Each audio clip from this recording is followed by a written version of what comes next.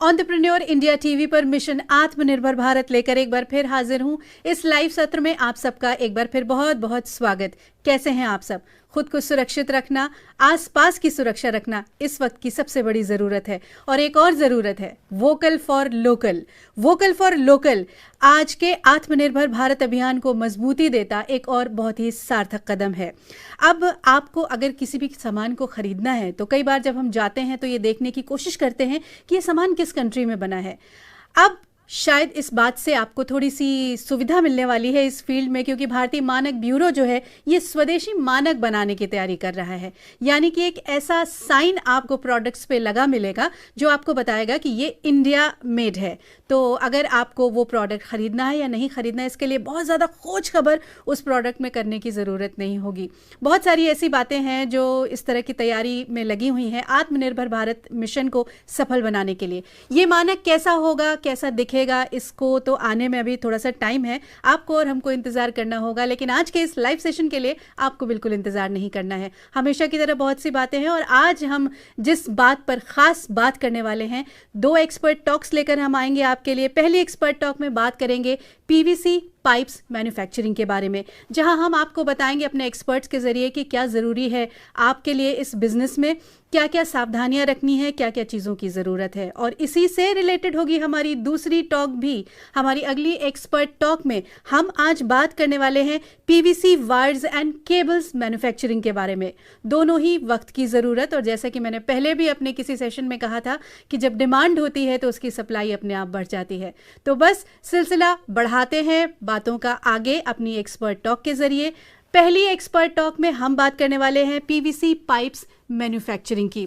दोस्तों, जब भी हम घर बनाते हैं तो घर क्या किसी भी तरीके का कोई भी कंस्ट्रक्शन कराते हैं तो हमारी एक ज़रूरत होती है कि वो जो घर है या बिल्डिंग है वो सिर्फ सुंदर ना हो, बल्कि उसमें बहुत सारी ऐसी भी चीज़ें हों जो हमको सुरक्षित रख सकें। महज सुंदरता उस बिल्डिंग के लिए ज़रूरी नहीं है, बिजली पानी की व्यवस्था कैसी है ये ध्यान रखना भी हमें बहुत ज़्यादा ज़रूरी हो जाता है। और अगर मैं पानी की व्यवस्था की बात करूं तो ये कंस्ट्रक्शन का बहुत अहम हिस्सा होती है। किसी भी बिल्डिंग में पानी ना भरे, जल भराव की समस्या ना हो, स्पेशली बारिश के मौसम में ये सारी प्रॉब्लम्स बहुत आने लगती हैं। तो पानी का मैनेजमेंट, ड्रेनेज सिस्टम, ये सारी चीज़ों का ध्यान रखा जाना बहुत ज़्यादा ज़रूरी है। और इसीलिए कंस्ट्रक्शन में एक बहुत महत्वपूर्ण हिस्सा हो जाता है पानी की मेंटेनेंस का। हम अपनी पहली एक्सपर्ट टॉक में आपके लिए लेकर आ रहे हैं एक ऐसी इंडस्ट्री की बात करने जा रहे हैं जो इस मुद्दे से जुड़ी हुई है। पहली एक्सपर्ट टॉक में जानेंगे हम कुछ महत्वपूर्ण बातें पीवीसी पाइप्स मैन्युफैक्चरिंग के बारे में। तो आइए चलते हैं अपनी पहली एक्सपर्ट टॉक की ओर। IID institute for industrial development के आज के एपिसोड में आप सभी का स्वागत है। आज के एपिसोड में हम बात करेंगे पीवीसी पाइप्स के बारे में। पीवीसी पाइप्स का इंडिया में अगर ग्रोथ रेट की बात करें तो 6% तक इस बिजनेस में ग्रोथ है। इसी व्यवसाय के बारे में आज जानकारी देने के लिए आज हमारे साथ मौजूद है industry expert J C Sharma sir. Welcome to IID. Thank you sir, अगर हम पीवीसी पाइप्स मैन्युफैक्चरिंग बिजनेस की बात करें तो अगर रॉ मटेरियल की ही बात करें सबसे पहले, तो क्या क्या रॉ मटेरियल का इस्तेमाल करके पीवीसी पाइप्स मैन्युफैक्चर किए जा सकते हैं? देखिए, जैसे आपने बेसिकली कह दिया पीवीसी पाइप्स, तो इसका मतलब हुआ बेसिक रॉ मटेरियल पीवीसी हुआ, इसका पीवीसी रेजिन। ठीक है। अब जो पाइप एक्चुअली बनता है, the majority of the material used in that is PVC. उसके साथ कुछ एडिटिव्स डाले जाते हैं कंपाउंडिंग करने के लिए, जिससे कि उसकी स्ट्रेंथ बढ़ती है या फ्लेक्सिबिलिटी बढ़ती है, या जो डाई के थ्रू वो पास होता है उसमें इजीली वो पास हो जाए, तो वो एडिटिव्स डालते हैं। तो बेसिक रॉ मटेरियल जब हम पीवीसी पाइप की बात करते हैं तो पीवीसी रेजिन होता है। अगर हम पीई की बात करेंगे तो वो पॉलीइथाइलिन होता है, तो polyethylene is the raw material.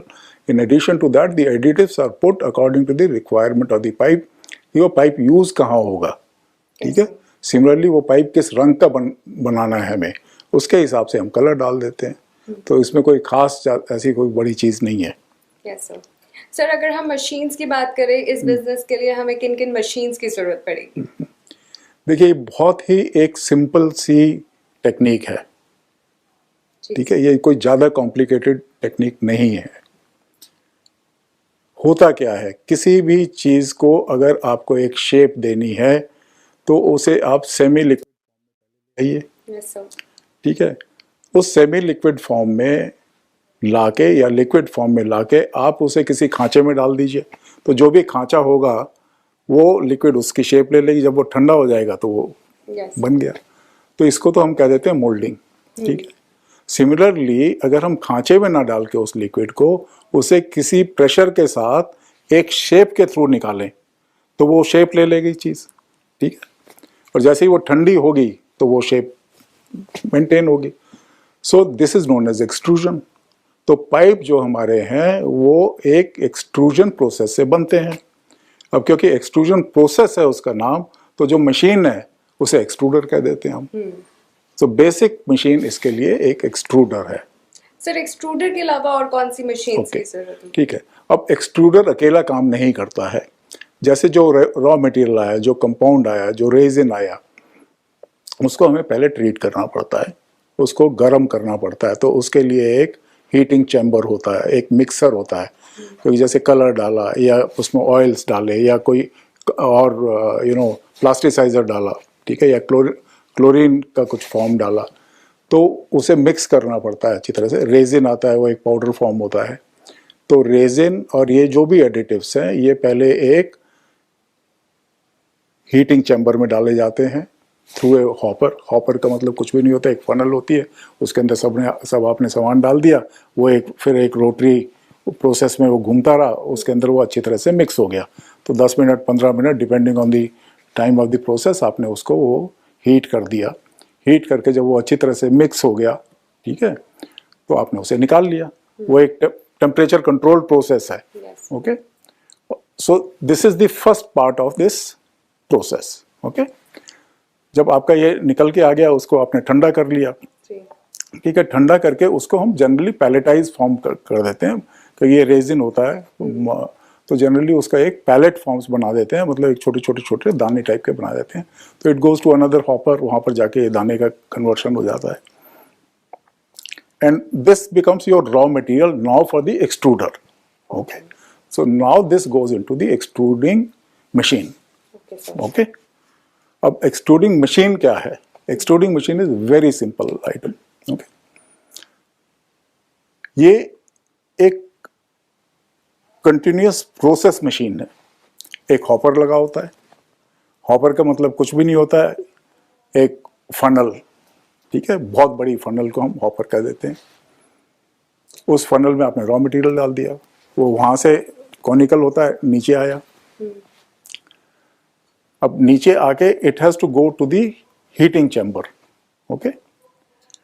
अब वो अपने आप नहीं जाएगा, तो एक स्क्रू होता है जिससे कि जो कि एक मोटर के साथ कनेक्टेड होती है, ओके। yes, तो ये मोटर चलती है, तो स्क्रू के थ्रू ये मटेरियल आगे जाके हीटिंग चैम्बर में चला जाता है, yes, ठीक है। वहाँ वो हीट हो जाता है, 150 से 250 डिग्री टेम्परेचर के बीच बीच में हर कंपाउंड मेल्ट हो जाता है। जब वो वहाँ जाके मेल्ट हो गया, अब उसको शेप देनी है हमें, ठीक है। तो शेप के लिए एक डाई होनी चाहिए, तो उसको हम डाई हेड कह देते हैं। मतलब हॉपर से चला मटेरियल, एक कन्वेयर के स्क्रू के थ्रू आगे आया, हीट हो गया, एक द्रवित फॉर्म बन गया उसका। अब उसे डाई में जाना है, तो डाई हेड में चला गया। डाई हेड में जाएगा तो नेचुरली वहाँ से फिर और आगे धक्का लगेगा, तो ठीक है।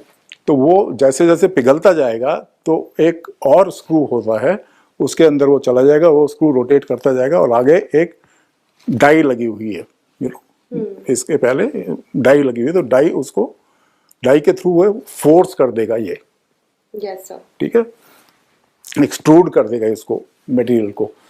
और डाई हम अगर राउंड पाइप बना रहे हैं तो जनरली राउंड पाइप ही होते हैं, उसके थ्रू वो निकलेगी तो वो बाहर राउंड शेप चलती जाएगी। अब जैसे जैसे बाहर राउंड शेप जाएगी, वो गर्म है, तो गर्म है तो नेचुरली वो तो लटक जाएगा, ओके। तो उसके आगे फिर मैकेनिज्म्स होते हैं, रोलर्स होते हैं, उनके थ्रू वो चलता जाता है पाइप, और आगे पानी होता है, पानी में जाता है, वो ठंडा हो जाता है। फिर ठंडा होगा तो नेचुरली इतनी लंबी अगर वो चल रहा है, फिर ठंडे होने में टाइम लगेगा, ऐसे नहीं कि 1 मिनट में ठंडा हो जाएगा।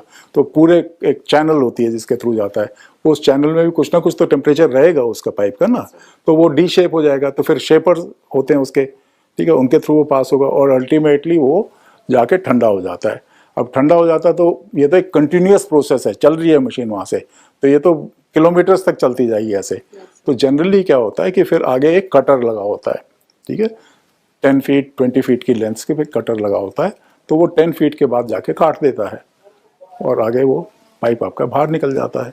सर जैसे कि हमने बात की मशीन्स के बारे में, रॉ मटेरियल के बारे में, मशीन्स के साथ आपने जो है प्रोसेस को भी एक्सप्लेन किया कि किस तरीके से ये पूरा मैकेनिज्म वर्क करता है। कोई भी उद्यमी जब कोई व्यवसाय शुरू करने के लिए सोचता है या शुरू करना चाहता है तो वो सबसे पहले सोचता है कितना इन्वेस्टमेंट लगेगा। तो सर इस व्यवसाय के लिए कितना इन्वेस्टमेंट लगेगा विद वर्किंग कैपिटल? देखिए, आज ये जो हम बात कर रहे हैं ये एक बहुत प्रिलिमिनरी बात कर रहे हैं, इनिशियल स्टेजेस की बात कर रहे हैं, ठीक है।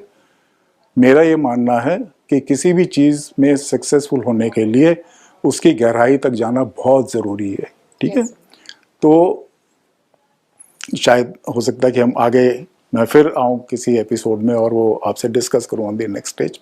तो एक बहुत प्रिलिमिनरी डिस्कशन के तौर पे मैं आपको बता रहा हूँ कि जिस मशीन की हमने बात की, जिस एक्सट्रूजन प्रोसेस की हमने बात की, उसमें है क्या, सिंपल सी बात है कि भाई कहीं एक हॉपर है, वहाँ से एक मटेरियल निकल के आ रहा है, वो हीट हो रहा है, एक डाई है, उसके बाद आगे रोलर्स लगे हुए हैं जिसमें से वो शेप बन के ठंडा हो रहा है, ठीक है, आगे कटिंग हो रही है या उसके ऊपर एक प्रिंटिंग का जुगाड़ लगा देते हैं, एक रोलर चल रहा होता है उसके ऊपर प्रिंटिंग की जैसे हमारी मोहर होती है वैसे ही वो लगी हुई होती है, तो वो छापता रहता है।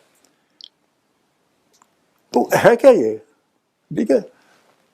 We Indians are very intelligent people, okay. जो कोई विदेशी एक मशीन को मान लीजिए 1 करोड़ रुपए में बनाता है, हम हिंदुस्तानी उस मशीन को 5 लाख में बना देते हैं और उसे हम जुगाड़ कह देते हैं, ठीक है।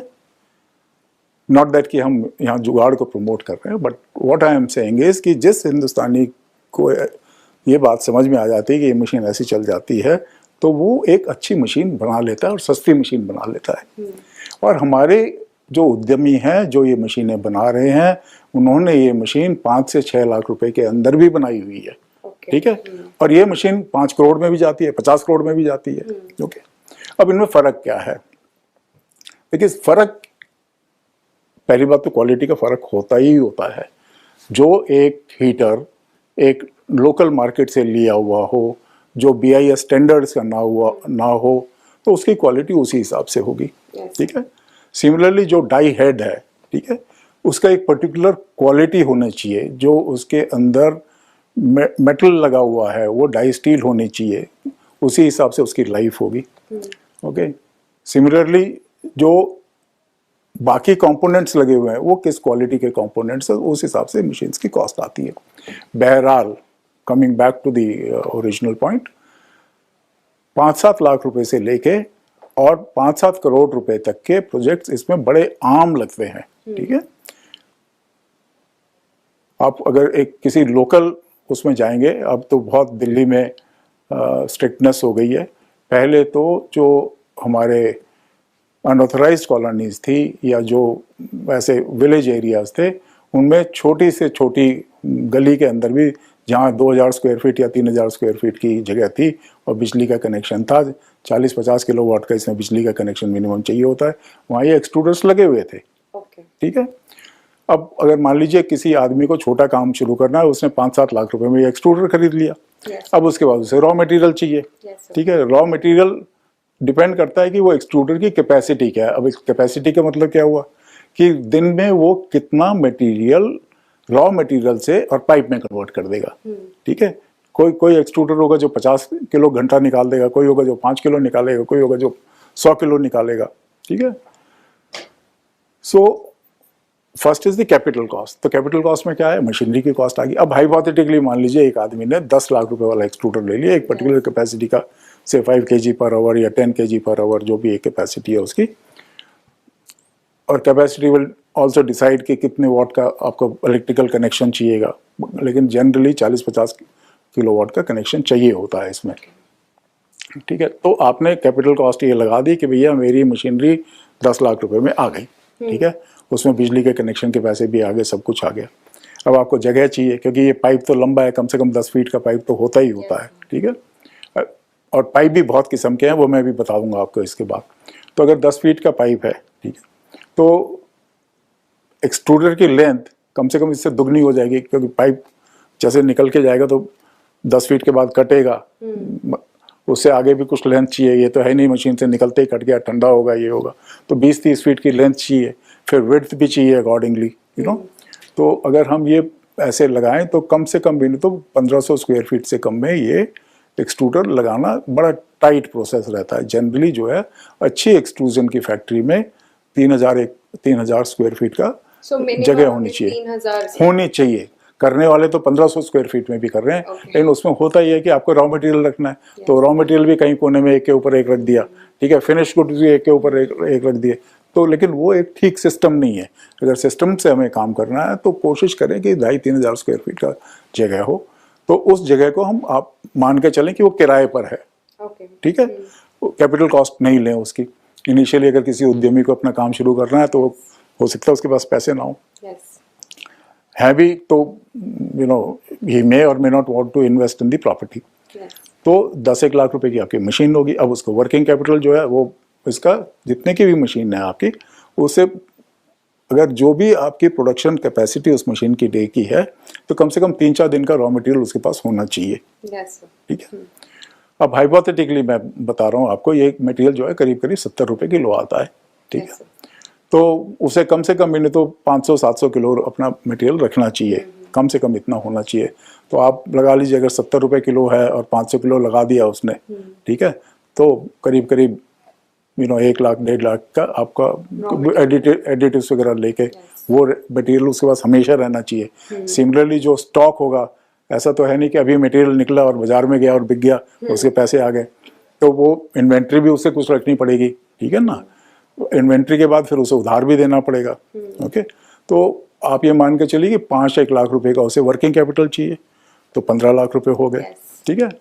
सो बेसिकली ये मान के चलिए कि 15 लाख रुपए में एक आदमी काम शुरू कर सकता है, ठीक है। Minimum investment tentatively is 15 lakh, you know, and चाहे तो अब वो 5 करोड़ में भी काम शुरू कर सकता है, 10 करोड़ में भी शुरू कर सकता है, it depends on what scale he wants to do, okay. जैसे मशीन मैंने कही कि 5-7 लाख रुपए वाली आती है, आज की तारीख में everything is computerised, everything is digitised, okay. तो ये इस मशीन में भी किस टेम्परेचर पे मटेरियल मेल्ट हो रहा है, ओके, वो एक डिजिटाइज्ड अगर सारे मीटर्स होंगे तो आपको पता चल जाएगा, हाँ भाई ये टेम्परेचर आ गया और ये मेरा मटेरियल मेल्ट हो गया, now it should go into the flowing chamber, okay. तो आपको अगर डिजिटल पैनल चाहिए तो अच्छे डिजिटल पैनल वाली मशीन की कॉस्ट ज़्यादा होगी, कमजोर वाले की कम होगी। Similarly the pressure at which the material is flowing into this chamber, वो एक बहुत इंपॉर्टेंट है। तो अगर कोई मेजरमेंट का टेक्निक है जो कि उस पैनल में लगा हुआ है जो कि बता दे कि इस प्रेशर से फ्लो कर रहा है, that is another factor. Similarly जो कटिंग लेंथ है 10 फीट, हम जुगाड़ से भी कर सकते हैं कि भैया 10 फीट पे चला तो गियर मैकेनिज्म है वहाँ पर, तो अगर 1 मिलीमीटर 2 मिलीमीटर का कोई फर्क नहीं पड़ता तो वो उससे भी चल सकता है। और प्रॉपरली आपको सेंसर के साथ लगानी है मशीन कि वो 10 मीटर है तो 10 फीट है तो 10 फीट ही रहेगा, तो वो सेंसर्स लगेंगे, ओके। तो वो मशीन्स के हम पैरामीटर्स डिसाइड कर सकते हैं और अपने कैपिटल को आगे पीछे कर सकते हैं।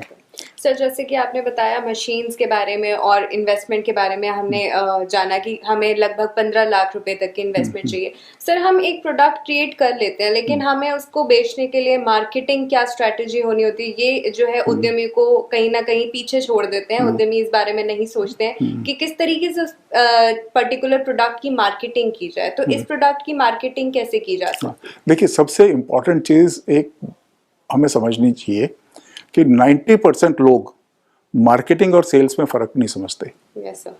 जिससे भी आप बात करोगे, और स्पेशली बेचारे जो हमारे छोटे उद्यमी हैं, तो उनको तो मार्केटिंग और सेल्स का फर्क ही नहीं पता। अच्छे इंडस्ट्रीज को नहीं पता होता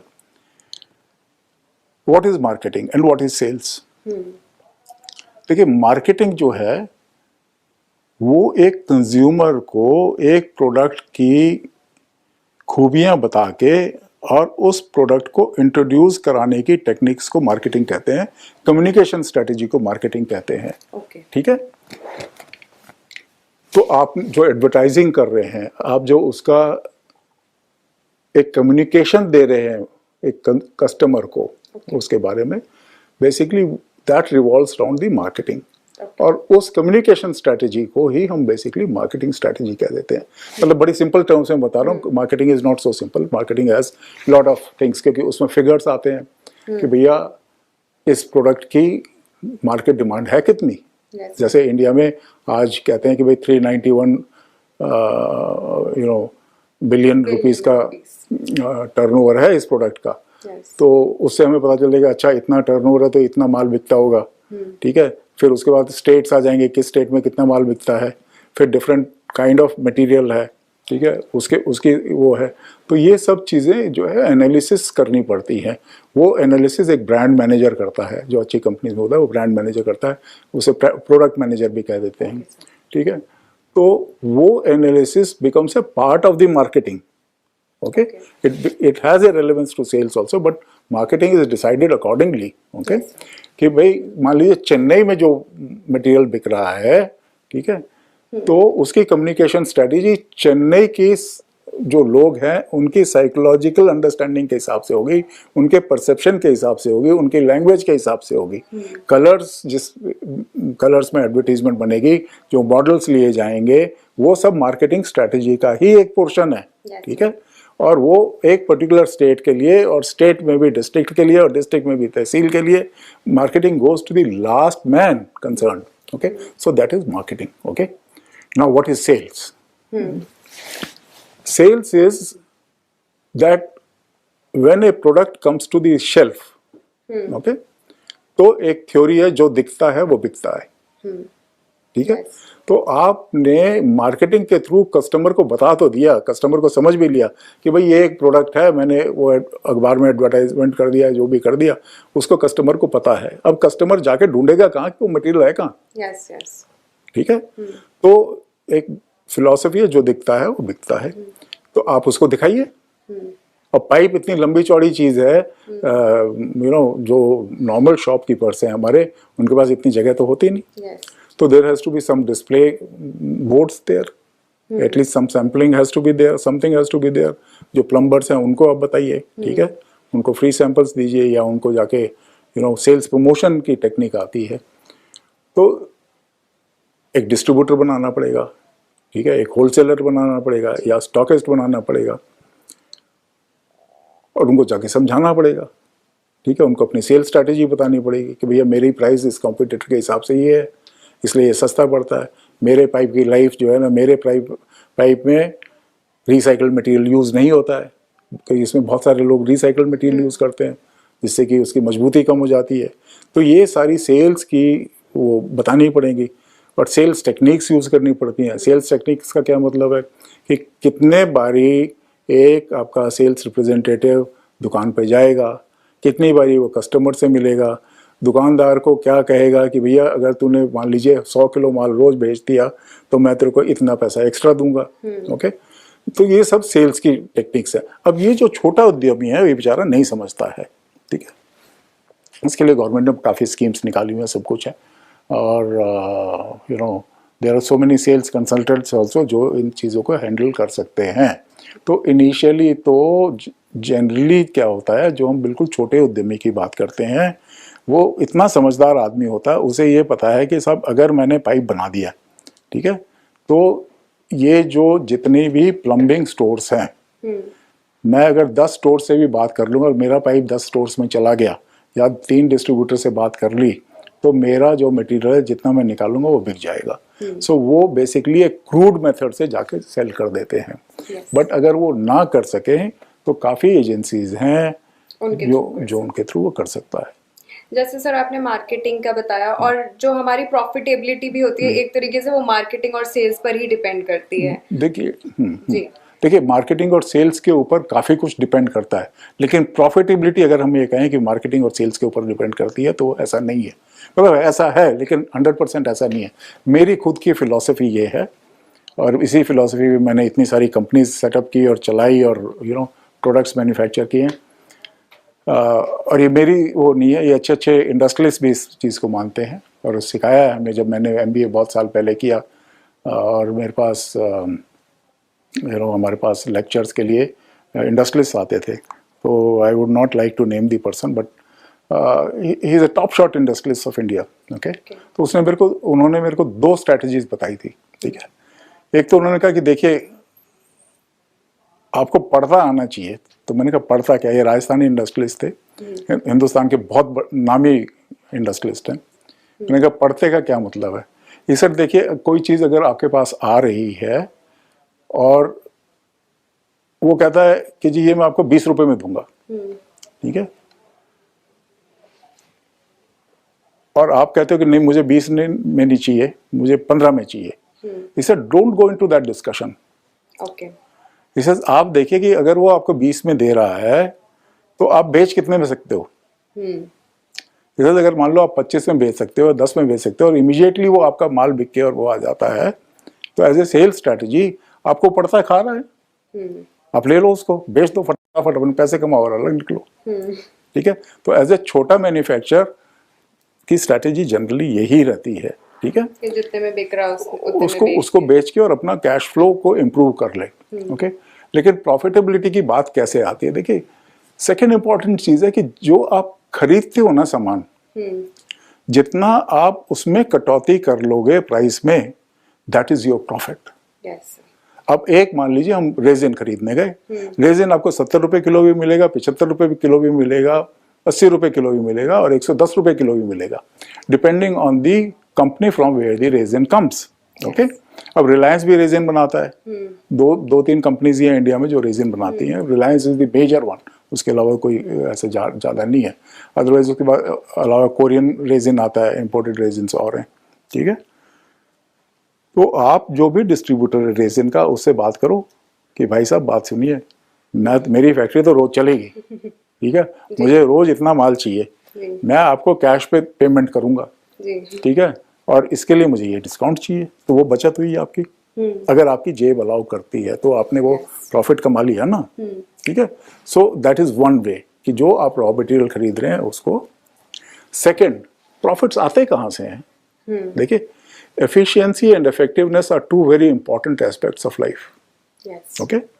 और यही एस्पेक्ट्स इंडस्ट्री में आते हैं कि आपकी जो मशीनरी है, आपने 5 लाख की मशीनरी तो खरीद ली, ठीक है, लेकिन वो हीटर कितना आपको आउटपुट दे रहा है? अगर उस हीटर की मान लीजिए 40 किलोवाट की, सो जो चीज हम खरीद रहे हैं अगर हम उसे वाजिब दाम पे खरीदें, ठीक है, या किसी तरीके से उसमें इंसेंटिव लेके जो एक मार्केट की नॉर्मल प्राइस है उससे कम में ले लें, तो जो बचत हुई उससे आपकी प्रॉफिटेबिलिटी इंप्रूव होगी, ठीक है।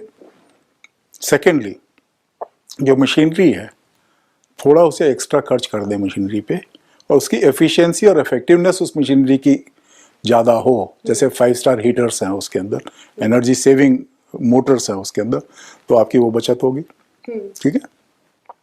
सो प्राइमरी ऑब्जेक्टिव हमारा ये रहना चाहिए कि जो चीज़ हम खरीद रहे हैं, चाहे वो मशीनरी हो, चाहे वो मैन पावर हो, एम्प्लॉयज़ को भी बेसिकली आप सर्विस पे ले रहे हैं, ठीक है, या प्रोडक्शन प्रोसेस हो, ठीक है, अगर इन चीज़ों को हम बिल्कुल स्ट्रीमलाइन कर लेंगे और एफिशिएंसी बढ़ा देंगे, इफेक्टिवनेस बढ़ा देंगे, तो आपकी प्रॉफिटेबिलिटी नेचुरली बढ़ जाएगी, ठीक है।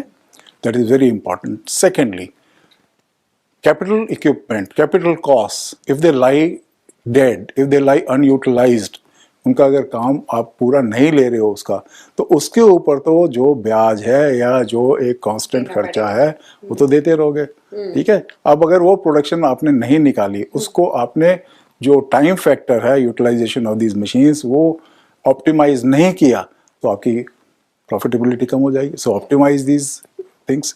Thirdly, market, okay. मार्केट में अपने कॉम्पिटिटर्स के ऊपर हमेशा निगाह रखिए कि मेरा कॉम्पिटिटर कर क्या रहा है। वो कॉम्पिटिटर एक कदम चला तो आप 2 कदम आगे चलिए।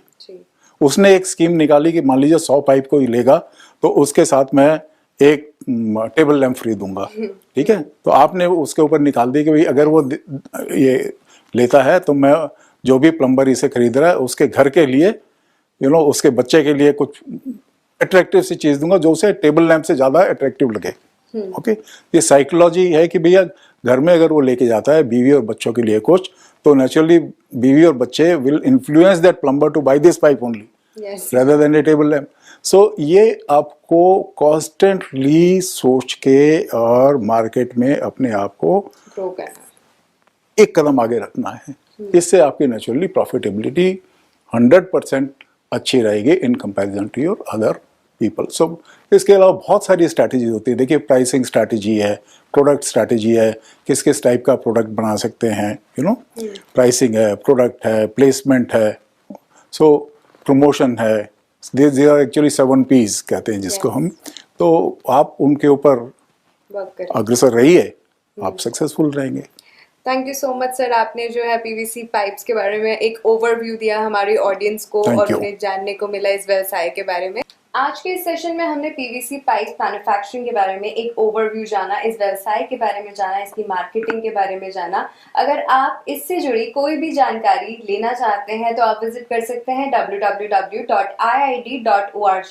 पे। जैसे कि आप सभी जानते हैं, institute for industrial development is an incubation centre of MSME government of India and we provide single window solution for all your business need. तो आप हमसे कभी भी जुड़ सकते हैं और अपने सभी सवालों के जवाब पा सकते हैं। Thank you.